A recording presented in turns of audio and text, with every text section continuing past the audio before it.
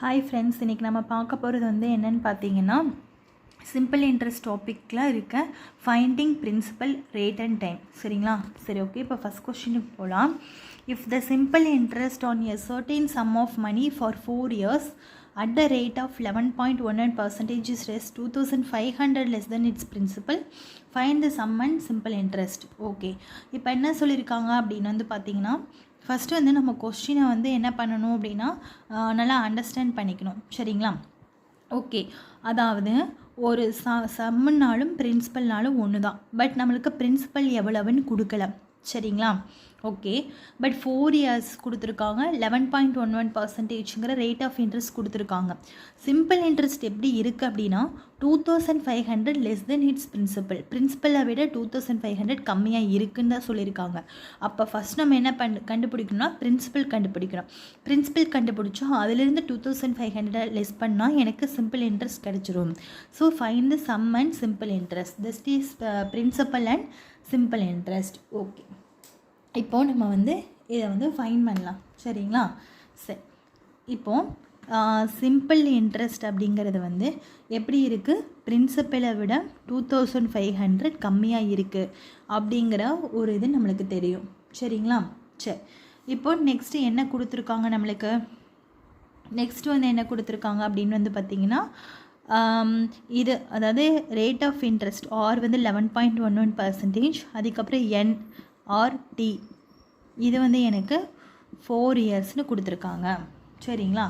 இப்போது இதில் இருந்து என்ன பண்ணுறேன் அப்படின்னா நான் வந்து ஒரு ஹிண்ட் மாதிரி எடுத்துக்கிறேன்.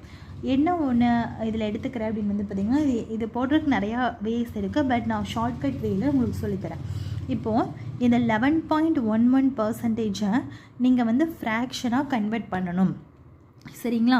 ஸோ 11.11 எப்படி ஃப்ராக்ஷனாக கன்வெர்ட் பண்ணலாங்கிறத ஃபஸ்ட்டு நான் சொல்லிடுறேன்.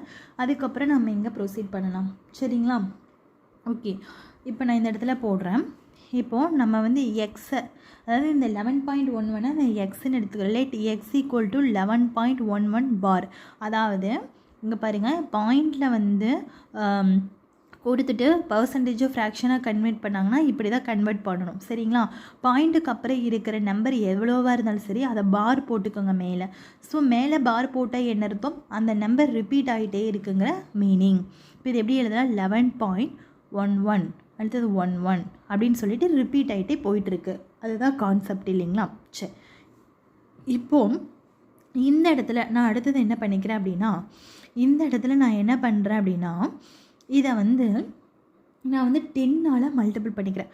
அதாவது இந்த பாயிண்ட் இருக்குது பார்த்தீங்களா, இந்த பாயிண்ட்டை வந்து நான் வந்து இந்த சைடு, அதாவது ஒரு டிஜிட்டுக்கு கொண்டு போய்க்கிற தள்ளி.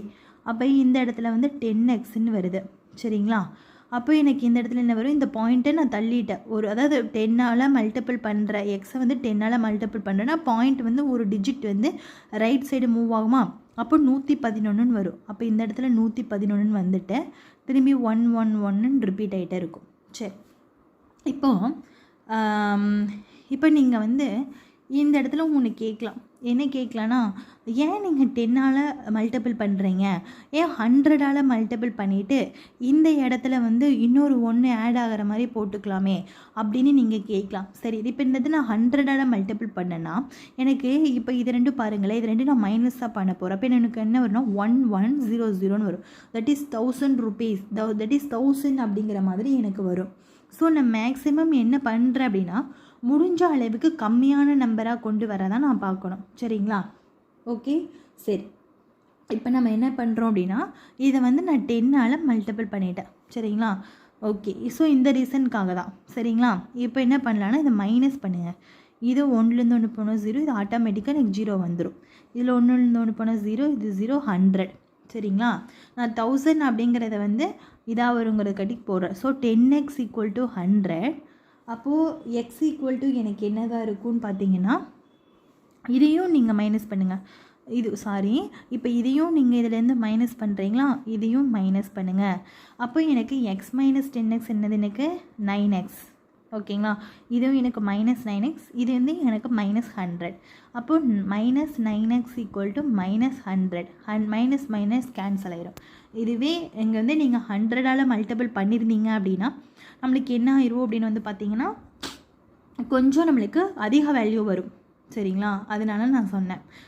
உங்களுக்கு 10ஆல் மல்டிபிள் பண்ணி, அதாவது எப்படி சொல்கிறது உங்களுக்கு, அதாவது மேக்ஸிமம் வந்து பாயிண்ட்டுக்கு அப்புறம் இந்த எல்லாமே 0 ஆகிற மாதிரி தான் நீங்கள் வந்து மல்டிபிள் பண்ணுறதுக்கு பார்க்கணும். சரிங்களா?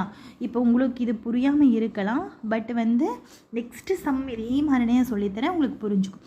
அப்போ எக்ஸ் ஈக்குவல் டு எனக்கு என்னென்னு பார்த்தீங்கன்னா 100/9. சரிங்களா? ஓகே, 100/9 போட்டுட்டேன். இப்போது எனக்கு இவங்க என்ன கொடுத்துருக்காங்க, பர்சன்டேஜில் கொடுத்துருக்காங்க. ஸோ நான் ஆல்ரெடி பர்சன்டேஜ் டாப்பிக்கில் ஃபஸ்ட்டு வீடியோவில் சொல்லியிருப்பேன், பர்சன்டேஜ் டு ஃப்ராக்ஷனாக கன்வெர்ட் பண்ணணுன்னா /100 போடணுன்னு என்னோடய பர்சன்டேஜ் வீடியோவில் நான் சொல்லியிருப்பேன். அப்போ நீங்கள் என்ன பண்ணுங்கன்னா இதுக்கு /100 போடுங்க. அப்போது 100/9 into 1/100. ஸோ ரெண்டையும் கேன்சல் பண்ணிங்கன்னா ஆன்சரோட 1/9. அப்போது 11.11% வேல்யூ எனக்கு என்னென்னு கிடச்சிருச்சு, 1/9 கிடச்சிருச்சு. சரிங்களா? ஓகே, இப்போது இந்த 1/9 தான் நீங்கள் இங்கே எழுதுறீங்க. இந்த 1/9ல் எனக்கு வந்து 9 பார்ட் இருக்குது பார்த்தீங்களா, இது வந்து எனக்கு பிரின்சிபல்னு வச்சுக்கலாம். இந்த 1 பார்ட் இருக்குது பார்த்தீங்களா, இதுதான் எனக்கு வந்து சிம்பிள் இன்ட்ரெஸ்ட் ஃபார் 1 இயருக்கு தான் நீங்கள் எடுத்துக்கணும். ஃபார் 1 இயருக்கு. சரி, இப்போது 1 இயருக்கு நீங்கள் எடுத்துக்கிட்டீங்க. சரி, ஆனால் எனக்கு சிம்பிள் இன்ட்ரெஸ்ட் வந்து அதாவது மொத்தமாக 4 இயர்ஸ் கொடுத்துருக்காங்க இல்லைங்களா கொஸ்டினில். அப்போ வந்து 1 × 4 வந்து எனக்கு எவ்வளவு, 1 இயருக்கு வந்து 1, 4 இயருக்கு எவ்வளோ எனக்கு 4 ஆகுமா, 4 இயருக்கு 4. அப்போது இப்போ என்ன பண்ணணும் அப்படின்னு வந்து பார்த்திங்கன்னா, ஆல்ரெடி நம்ம என்ன எழுதி வச்சுருக்கோம் அப்படின்னா, simple interest equal to P - 2500. இப்போ நம்ம வந்து எப்படி எழுதுனா, simple interest minus P equal to, இதை வந்து இந்த சைடு கொண்டு வாங்க. இப்போ P - simple interest equal to 2500 எடுத்துக்கலாமா. அப்போது பிரின்சிபல் வந்து எவ்வளோ பார்ட் இருக்குது, எனக்கு 9 பார்ட் இருக்குது. சிம்பிள் இன்ட்ரெஸ்ட் எவ்வளோ பார்ட் இருக்குது, 1ன்னு எழுதக்கூடாது, ஏன்னா 4 இயர்ஸ் இருக்கனால 4 பார்ட் இருக்குது. 1 × 4 4. அப்போது 2500. அப்போ எனக்கு 5 பார்ட்டு தான், 5 பார்ட்டு தான் எனக்கு 2500னா 1 பார்ட் எவ்வளோ, இதை வந்து /5 பண்ணுங்கள். அப்போது 5 25 அப்போ 500. ஸோ 1 பார்ட் வந்து எனக்கு 500ன்னு கிடச்சிருச்சு. ஓகேவா? அதாவது 5 பார்ட் தான் எனக்கு 2500னா எனக்கு ஒரு பார்ட் எவ்வளோ, 500. ஓகே, இப்போ நம்ம ஒரு பார்ட்டை கண்டுபிடிச்சாச்சு. ஓகேங்களா? சரி, அப்போ எனக்கு பிரின்சிபலும் சிம்பிள் இன்ட்ரெஸ்ட் தான் கேட்டிருக்காங்க. அப்போ எனக்கு பிரின்சிபல் எவ்வளோ part, 9 part, simple interest 4 part. அப்போது எனக்கு ஒரு பார்ட் 500னா 9 பார்ட் எவ்வளவு, × 9ஆல் மல்டிபிள் பண்ணுங்கள். அப்போ எனக்கு என்ன வரும், 9 × 5 45. ஸோ 4500. ஸோ அப்போ எனக்கு பிரின்சிபல் வந்து 4500ன்னு கிடச்சிருச்சு. சரிங்களா? அப்போ சிம்பிள் இன்ட்ரெஸ்ட் அப்படிங்கிறது என்னது, பிரின்சிபல் இருந்து 2500 மைனஸ் பண்ணால் வரும். இப்போ 2500 மைனஸ் பண்ணிங்கன்னா எவ்வளவுன்னு பார்த்தீங்கன்னா, பிரின்சிபல் இருந்து 2500 மைனஸ் பண்ணால் எனக்கு சிம்பிள் இன்ட்ரெஸ்ட் கிடைக்கும் தானே. ஆக்சுவலாக அதுதான் எனக்கு ரூலு.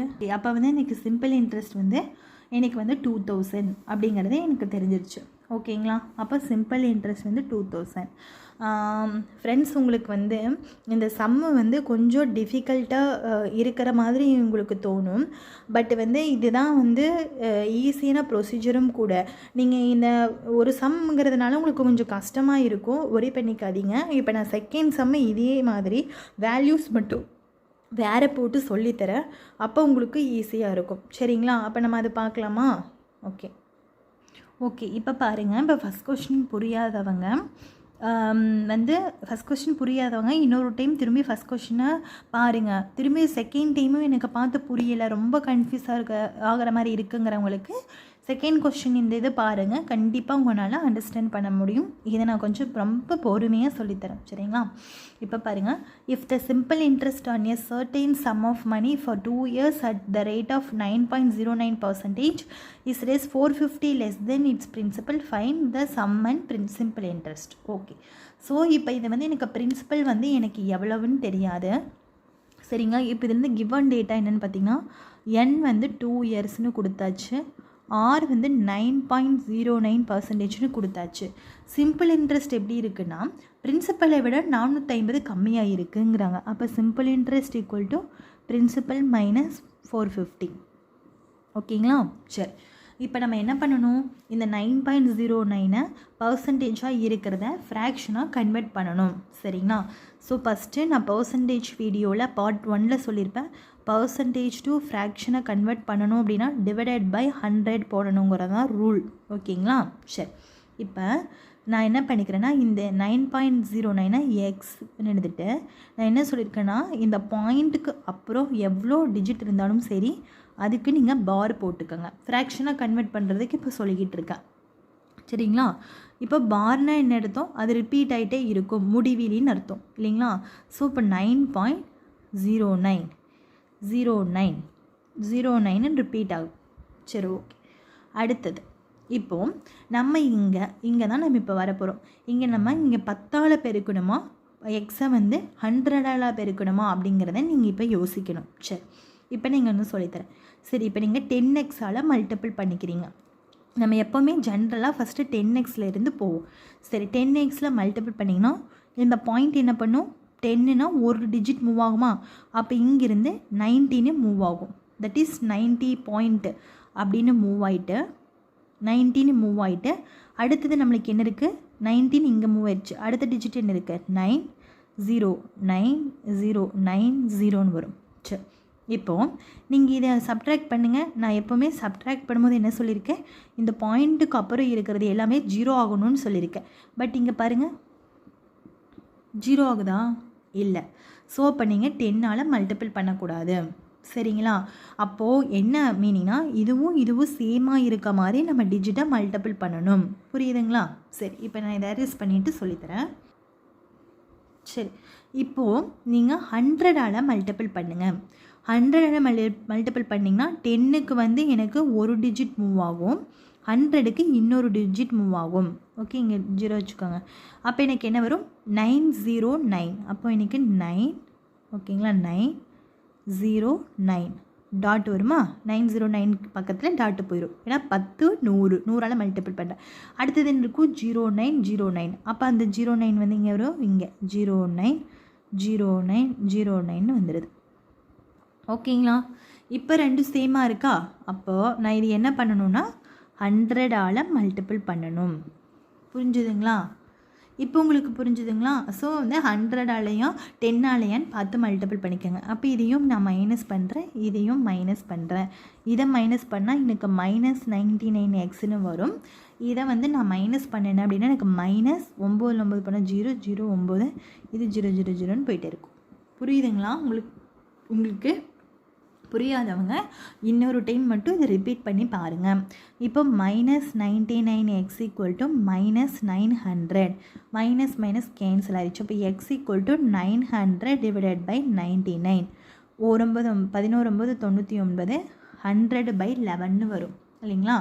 சரி, பர்சன்டேஜ் டு ஃப்ராக்ஷன்னா டிவைடட் பை 100 போடணும்.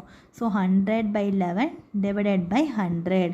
ஸோ 100/11 இன்ட்டு இந்த 100/1 மேலே போகும்போது ரெசிப்ரோக்கலாக மாறும்.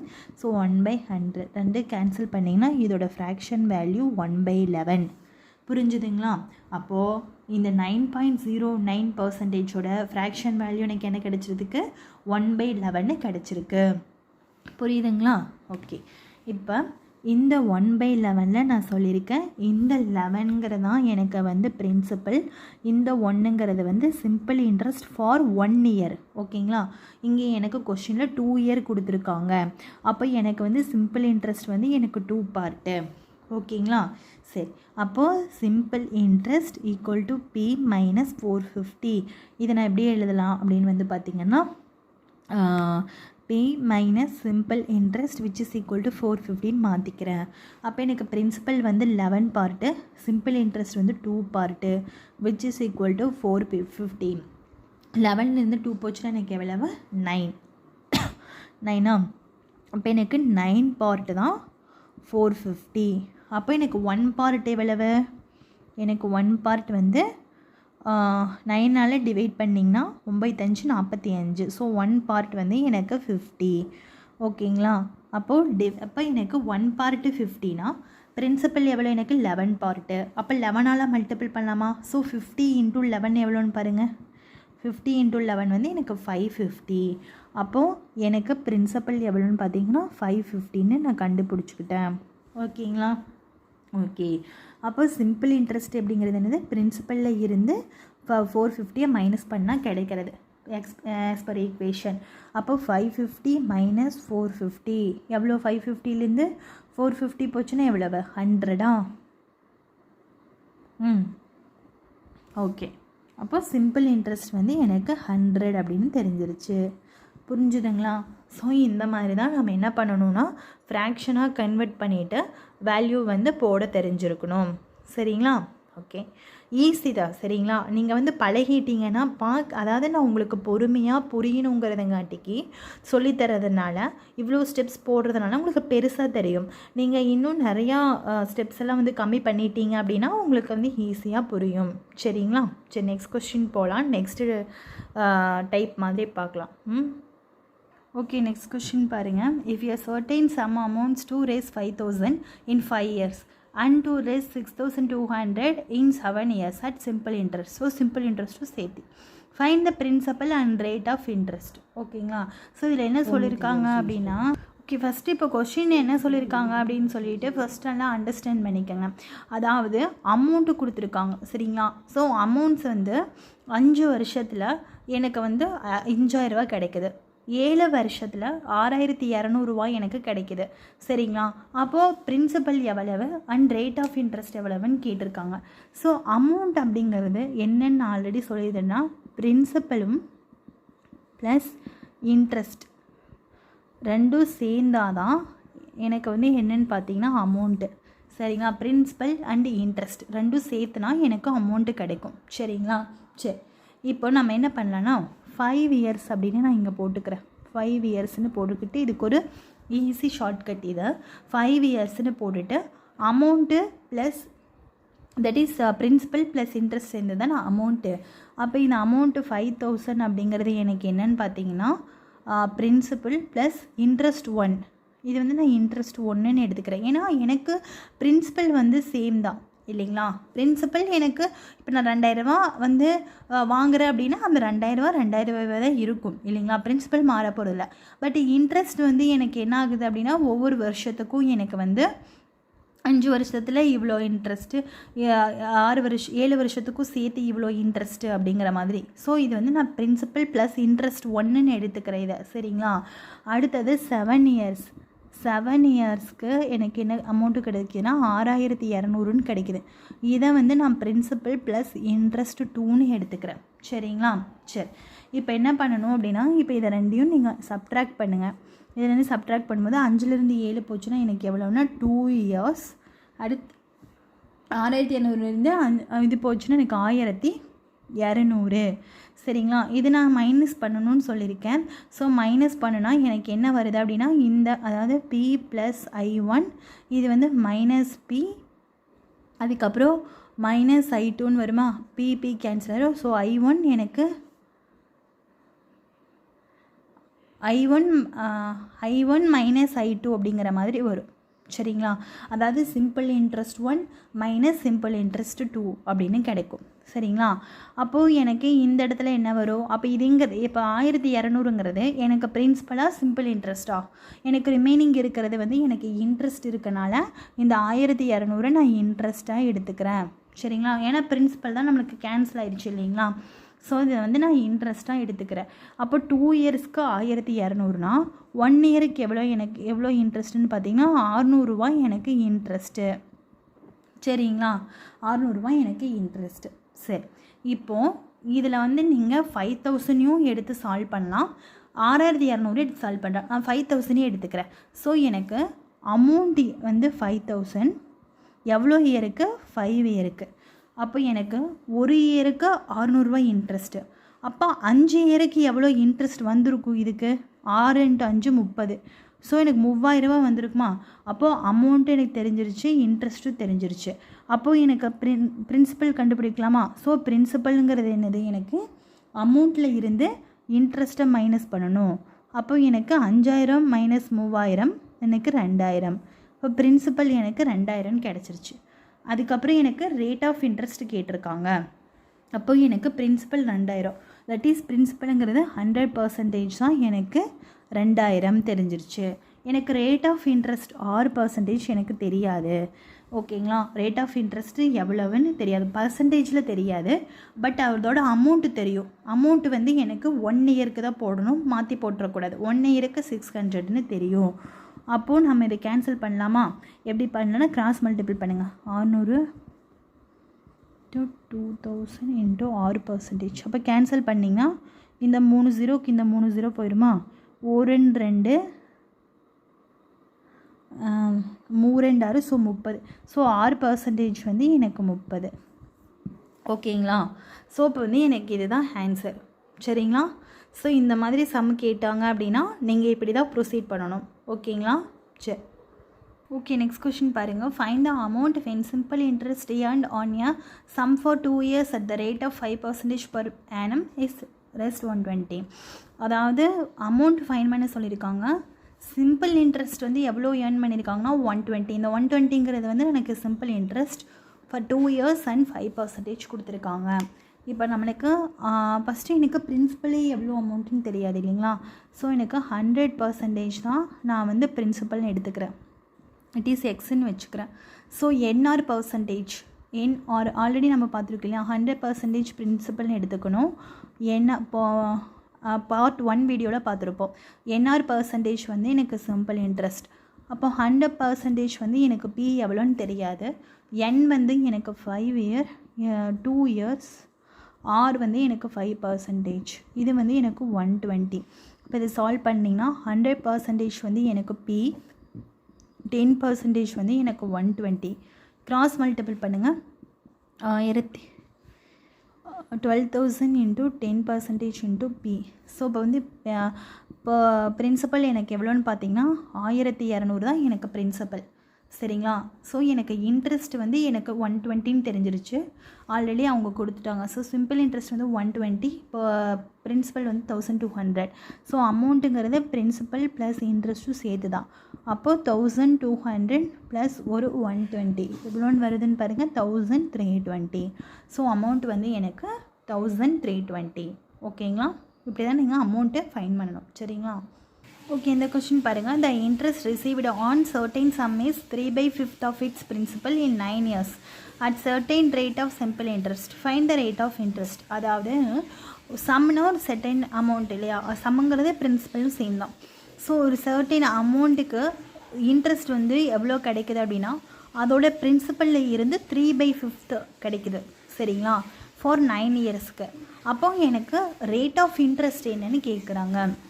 அப்போ நம்ம என்ன பண்ணோம் அப்படின்னா interest for 9 years, interest for 9 years. So என்ன வரும் அப்படின்னா 3/5 of its principal. அப்போது இன்ட்ரெஸ்ட் ஃபார் 1 yearக்கு நம்ம போடலாமா? 1 yearக்கு போட்டிங்கன்னா 3/5 into P டிவைடட் பை 9. ஏன்னா 1 yearக்கும் போது 9ஆல் டிவைட் பண்ணிடணும். இப்போ 3 அதாவது தட் இஸ் 3P/5 இன்ட்டு 9/1 வந்து 1/9 மாறும். 1 3 3 9. ஸோ P/15 ஆகுமா? ஸோ P/15 அப்படின்னு நமக்கு தெரியும். சரி, இப்போது நம்ம என்ன பண்ணணும் அப்படின்னா எந்த வேல்யூமே தெரியாது. அதனால் நான் என்ன பண்ணிக்கிட்டேன் அப்படின்னு வந்து பார்த்திங்கன்னா let take principal equal to 100 அப்படின்னு நான் எடுத்துக்கிட்டேன். அப்போ எனக்கு 100/15 அப்படின்னு நான் போடுறேன். ஸோ 100 15ஆல் டிவைட் பண்ணால் எவ்வளோ வரும்னு பாருங்கள். 13 5 7 5 6 5 30 0 3. ஸோ 90. ஸோ ரிமைண்டர் எவ்வளோன்னு கேட்டிங்கன்னா 5 30 0 3 1 7 7 8 9. So 15 into 6 90. ரிமைனிங் வந்து எனக்கு 10. சரிங்களா? இது எப்படி நம்ம மிக்ஸ்டு ஃப்ராக்ஷன் எழுதணும்னா 6 இந்த 10 டிவைடட் பை 15. ஸோ இது வந்து 2 5 10 3 5 5ன்னு எழுதலாமா? ஸோ எனக்கு 6 2/3%ன்னு கிடைக்கும். ஓகேங்களா? ஸோ இப்போ எனக்கு இந்த மாதிரி பிரின்சிபல் P/15 அந்த மாதிரி வந்துச்சுன்னா என்னடா P/15 வருது, ஆன்சர் எல்லாமே வந்து நம்பரில் இருக்கே அப்படின்னு கவலைப்படாதீங்க. உடனே நீங்கள் பிரின்சிபலில் 100ன்னு எடுத்துக்கோங்க. சரிங்களா? ஓகே ஃப்ரெண்ட்ஸ், இதோட வந்து இந்த டாபிக் வீடியோ முடிஞ்சுது. உங்களுக்கு ரொம்ப கொஞ்சம் டிஃப்ரெண்ட்டாக இருந்தது அப்படின்னா நீங்கள் வந்து 1 or 2 டைம்ஸ் ரிப்பீட் பண்ணி பாருங்கள், கண்டிப்பாக உங்களுக்கும் புரியும். ஓகே, ஏதாவது டவுட் இருந்துச்சுன்னா கமெண்ட்டில் கேளுங்க, கண்டிப்பாக நான் கிளியர் பண்ணுறேன். Okay, thank you friends.